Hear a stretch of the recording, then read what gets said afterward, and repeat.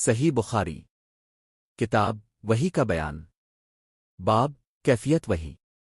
حدیث نمبر 2 ترجمہ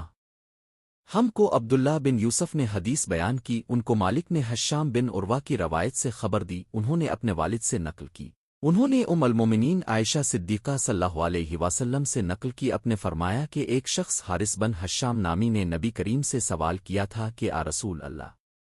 اب پر وحی کیسے نازل ہوتی ہے؟ اپنے فرمایا کہ وحی نازل ہوتے وقت کبھی مجھ کو گھنٹی کی سی آواز محسوس ہوتی ہے، اور وحی کی یہ کیفیت مجھ پر بہت شاک گزرتی ہے۔ جب یہ کیفیت ختم ہوتی ہے تو میرے دل و دماغ پر اس فرشتے کے ذریعہ نازل شدہ وحی محفوظ ہو جاتی ہے، اور کسی وقت ایسا ہوتا ہے کہ فرشتہ بشکل انسان میرے پاس آتا ہے اور مجھ سے کلام کرتا ہے،